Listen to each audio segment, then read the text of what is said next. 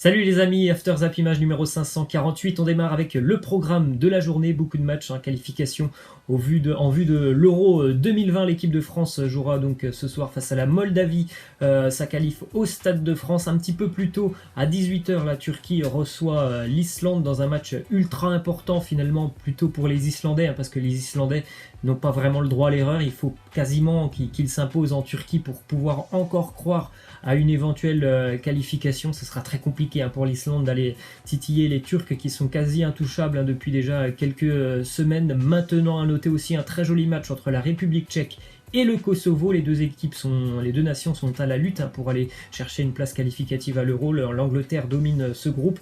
Et puis aussi le match du Portugal face à la Lituanie. Les Portugais peuvent pourquoi pas assurer leur qualification dès ce soir. On continue avec une info qui est tombée il y a quelques minutes maintenant. Thierry Henry a retrouvé un club. Il va officier en Major League Soccer du côté du Canada, précisément à Montréal, l'Impact de Montréal. Donc Thierry Henry, nouvel entraîneur pour 2 ans du club canadien qui évolue en Major League Soccer. En une autre info qui nous vient de Major League Soccer, Zlatan Ibrahimovic a fait ses adieux à Los Angeles et au LA Galaxy avec une déclaration du Zlatan dans l'art. Regardez tout ça, je suis venu, j'ai vu, j'ai vaincu.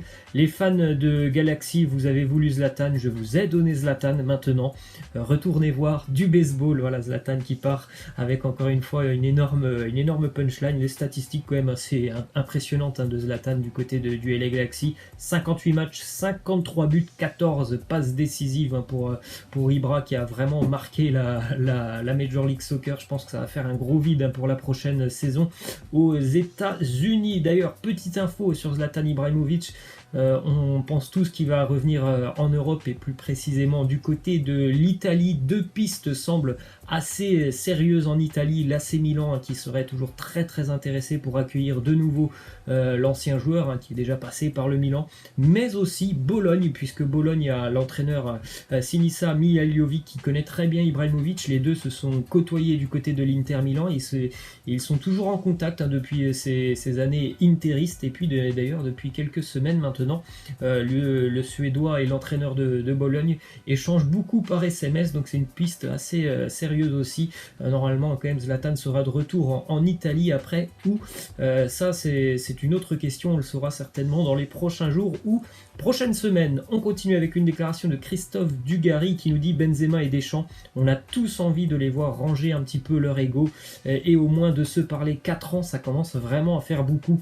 Je pense sincèrement qu'il est temps de faire un pas vers l'autre. Alors c'est bien si Christophe Dugarry croit toujours que Karim Benzema va revenir en équipe de France. Après, je pense que sincèrement Benzema, moi je le répète, c'est parce que ça revient toujours sur le devant de la scène, cette question: est-ce qu'il va revenir en équipe de France? Je pense que voilà, ça devient lassant d'entendre ça. Pour moi, il ne reviendra pas tant que Didier Deschamps sera sélectionneur. Donc on a beau faire toutes les déclarations qu'on veut, au final c'est Deschamps qui prendra sa décision, et visiblement tant que ce sera lui le sélectionneur, Karim Benzema ne reviendra pas. Ensuite, déclaration de Deschamps sur Giroud. Il nous dit: c'est évidemment difficile pour Olivier Giroud, il le savait depuis le premier rassemblement en septembre qu'il n'y avait pas de solution. Il subit la situation du côté de Chelsea et ça ne va pas changer avant qu'une porte ne s'ouvre en janvier. Il faudra déjà voir si en janvier Chelsea va le laisser partir. C'est pas dit que Chelsea laisse partir Olivier Giroud pour qu'il puisse avoir du temps de jeu, parce que d'ailleurs, petite info, depuis le dernier rassemblement avec l'équipe de France, Giroud a joué simplement 20 minutes. C'est vraiment très peu pour Olivier Giroud. Donc on espère qu'il pourra quitter le club en janvier, mais ça va être compliqué. On continue avec une déclaration de Patrick Vieira, l'entraîneur niçois, qui nous dit: c'est vrai que c'est un rêve d'entraîner un jour en Première Ligue. On veut toujours entraîner une des équipes pour lesquelles on a joué, mais vous savez, je suis réellement concentré sur mon travail avec l'OGC Nice. Je pense qu'il y a des étapes à passer avant d'aller rejoindre, pourquoi pas Arsenal, c'est ce qu'on peut penser de cette déclaration, mais il y a des étapes à franchir, je pense, pour Patrick Vieira avec l'OGC Nice. C'est quand même une saison un petit peu compliquée en ce début de saison. Il a peut-être pas eu tout ce qu'il voulait, notamment sur le mercato estival, mais je pense que voilà, c'est encore très loin de l'idée de voir Patrick Vieira entraîner en Première Ligue. Une info du côté du Paris Saint-Germain: Marco Verratti aurait négocié un salaire annuel de presque 17 millions d'euros l'Euro avec le Paris Saint-Germain suite à sa récente prolongation de contrat jusqu'en 2024. Un joli pactole quand même pour Marco Verratti, mais bon, c'est pas non plus hyper surprenant parce qu'il y a des joueurs qui sont à Paris, qui sont très très bien payés. Je pense notamment par exemple Leandro Paredes, je crois qu'il a un très très gros salaire. Il y a quand même une différence d'apport sur le terrain entre Paredes et Marco Verratti. Une petite info aussi, la commission de discipline de la Fédération française de football a condamné le PSG à un match à huis clos avec sursis de la partie basse de la tribune Auteuil en raison des fumigènes allumés lors du match face à l'Olympique de Marseille. Donc encore une fois, voilà, il y aura une partie de la tribune au Parc des Princes qui sera fermée lors d'un des prochains matchs du Paris Saint-Germain. Je crois que ça sera aussi le cas à Nantes. Il y a eu beaucoup de fumigènes face à Saint-Etienne ce week-end. Une déclaration d'Ivan Rakitic qui nous dit comment je profite en jouant au football, comment ma petite fille se sent quand tu lui prends son jouet. Et bien forcément elle est triste, moi je ressens la même chose. On m'a pris mon ballon et je suis triste, mais je respecte quand même les choix de l'entraîneur. Il ne joue pas beaucoup. Ivan Rakitic avec le Barça, c'est vraiment, je pense, une situation délicate pour lui. Il a envie tout simplement de jouer, mais il est aussi très bien du côté du Barça. Je pense que la seule issue pour Ivan Rakitic, c'est soit de quitter le club, soit qu'Ernesto Valverde quitte le Barça. Donc à mon avis, pour Rakitic, il faudrait peut-être penser à aller voir ailleurs. On continue avec une autre info qui concerne le Barça, qui s'intéresse toujours à Willian, l'ailier brésilien de Chelsea. Il pourrait arriver libre l'été prochain. Il n'a pas pour le moment prolongé son contrat du côté de Chelsea. Je suis toujours assez surpris de voir que le Barça a toujours envie de recruter des joueurs dans le secteur offensif, des ailiers.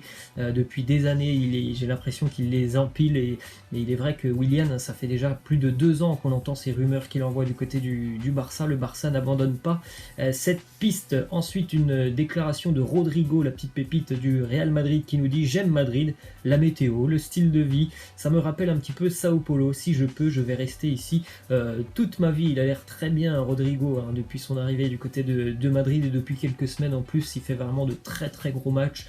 Buteur en plus, souvent il a marqué aussi un triplé en Ligue des Champions. C'est pas réservé à tout le monde de mettre des triplés en Ligue des Champions, donc son adaptation se passe plutôt bien du côté du Real Madrid. Ensuite, on a une déclaration de Luka Modric sur Karim Benzema. Il nous dit: Karim est très important pour nous à Madrid et pour moi.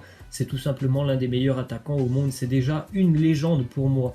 Ensuite, forcément, on peut penser bien évidemment que Karim Benzema sera une légende vivante du Real Madrid lorsqu'il quittera le club. Bien évidemment qu'il restera gravé dans les mémoires des supporters madrilènes. Il a fait tellement pour le club du Real, Karim Benzema. Ensuite, on a une petite info de Thibaut Courtois qui fait une petite déclaration sur les critiques qui le visent. Il nous dit: les critiques à mon sujet, je ne lis pas la presse. Je fais juste attention à ce que disent mes entraîneurs et mes coéquipiers. Je ne doute pas de mes qualités, je suis un des meilleurs gardiens au monde et c'est pour ça que je suis parfois critiqué.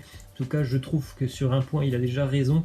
Ça sert à rien d'aller regarder la presse. Lui, en tout cas, il ne tient pas compte de ce qu'il peut voir dans la presse. Il y a des joueurs qui sont beaucoup trop émotifs par rapport à ce qu'ils voient dans la presse. Je pense notamment à Neymar, qui regarde un petit peu trop certainement ce qu'on peut dire sur lui dans la presse. Ça sert à rien. Tu peux te concentrer sur tes performances sans écouter forcément les journalistes. Ensuite, déclaration de Thierry Henry sur Nicolas Pepe. Il nous dit: il n'a pas demandé à être acheté à ce prix. Ce n'est pas toujours facile d'arriver dans une équipe, de s'adapter à un nouveau style de jeu. La Première Ligue, ce n'est pas la même chose que la Ligue 1 ou une autre ligue. Nous devons lui laisser du temps. Oui, il lui en faut encore certainement un petit peu de temps d'adaptation, Nicolas Pepe, du côté d'Arsenal. Il est vrai aussi que du côté de Lille, il avait quand même les clés du jeu dans ses mains. C'est pas du tout le cas à Arsenal. Et puis, comme le dit Henry, c'est pas la même chose entre la Première Ligue et la Ligue 1. Déclaration d'Emmanuel Petit qui nous dit pour le futur d'Arsenal, le club a besoin d'un grand leader maintenant, quelqu'un de respecté par les joueurs, qui puisse donner l'énergie à l'équipe ainsi qu'une mentalité de vainqueur. Steven Gerrard, par exemple, il est comme ça.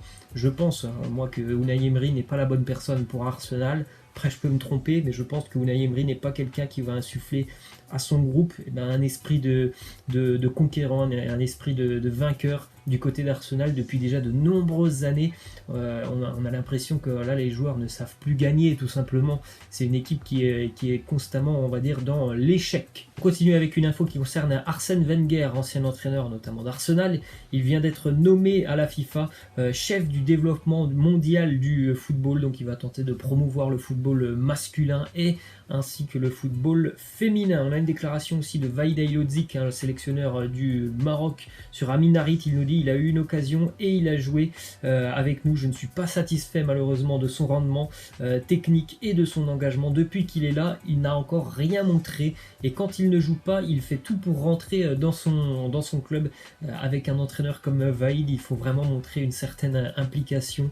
C'est quelqu'un qui demande beaucoup de travail, Vahid Halilhodžić, et si Amin Harit il a beau faire toutes les meilleures choses du monde avec Schalke, il faut qu'il le refasse aussi avec la sélection, sinon ça va pas bien se passer avec Vahid Halilhodžić. Et on termine avec cette info, David Abraham a été suspendu pour 7 matchs par la Fédération allemande de football pour avoir bousculé et fait chuter l'entraîneur de Fribourg. C'était le week-end dernier. Il est allé chercher un ballon en touche, il était très pressé, son équipe était menée en toute fin de match et il a mis un violent coup d'épaule à l'entraîneur de Fribourg qui ne le gênait absolument pas. C'était totalement volontaire. Voilà les amis, c'est la fin de cet After Zap Image. Je vous laisse, je vous dis à la prochaine. Ciao.